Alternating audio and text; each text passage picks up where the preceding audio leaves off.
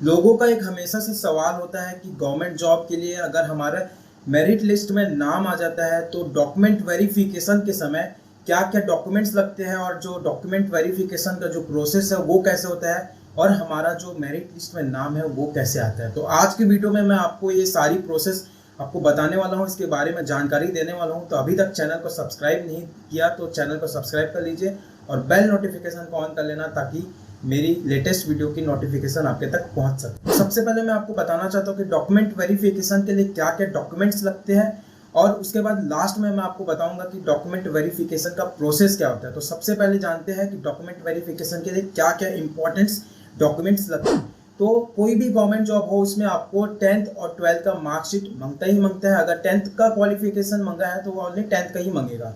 उसके बाद फिर आपको हायर स्टडीज आपने अगर किया होगा जैसे DMLT BMLT तो उसका आपको मार्कशीट मांगेगा, सर्टिफिकेट मांगेगा। उसके बाद फिर पैरामेडिकल काउंसिल से रजिस्ट्रेशन मांगता है जो कि अगर एक्सपायरी हो चुका है उसमें एक्सपायरी डेट होता है, अगर एक्सपायरी हो चुका है तो उसको आपको रिन्यू करा लेना है।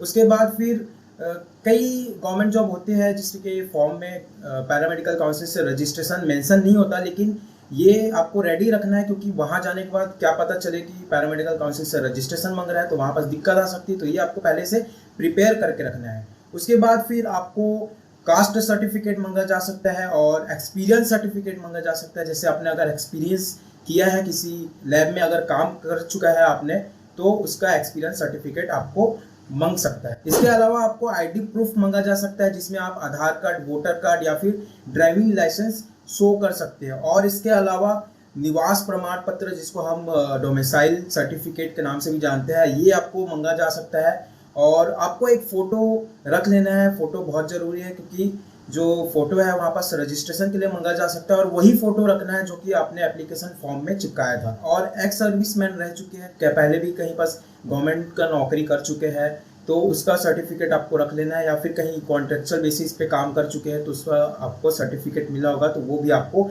रख लेना है। इसके अलावा अगर आप विवाहित हो, शादीशुदा हो तो आपको एक शपथ पत्र बनवाना पड़ता है और वो आपको देना होता है तो वो भी आपको बनवा लेना है। और एक बात आपको ध्यान रखना है कि कोई भी आप एप्लीकेशन फॉर्म भरते हो तो उसमें बॉडी मार्क्स आपको पूछता है। अगर आपके बॉडी में कोई चिन्ह होगा तो वो आपको सही सही उसमें लिखना है क्योंकि ये वेरिफिकेशन के दौरान आपको वहाँ पास देखा जा सकता है।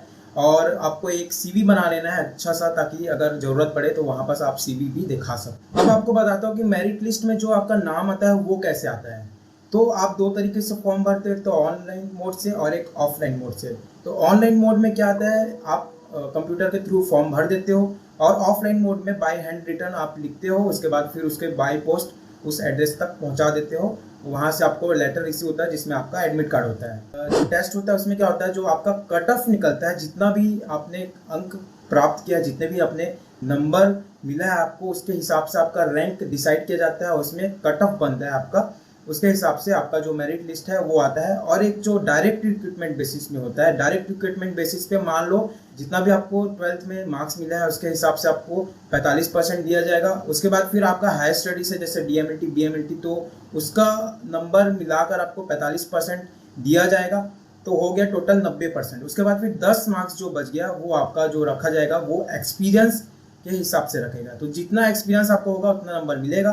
तो जैसे मान लो 1 साल का एक्सपीरियंस है तो उसमें आपको 2 नंबर मिलेगा, तो उसके हिसाब से जैसे 5 साल का एक्सपीरियंस है तो पूरा आपको 10 नंबर मिल जाएगा। तो इसके हिसाब से आपका जो मेरिट लिस्ट है वो निकलता है। उसके बाद फिर आपका जो है डॉक्यूमेंट वेरिफिकेशन के लिए आपको बुलाया जाता है। तो अब आपको बताता हूँ कि डॉक्यूमेंट वेरिफिकेशन का प्रोसेस क्या होता है। तो डॉक्यूमेंट वेरिफिकेशन के लिए आपको कब बुलाते हैं, जब आपका मेरिट लिस्ट में नाम आ जाता है। तो सबसे पहले तो आपको वहाँ पास टाइम में पहुँचना होता है और सबसे पहला जो स्टेप होता है वो होता है रजिस्ट्रेशन। तो सबसे पहले आप वहाँ पास रजिस्टर करते हैं अपने आप को।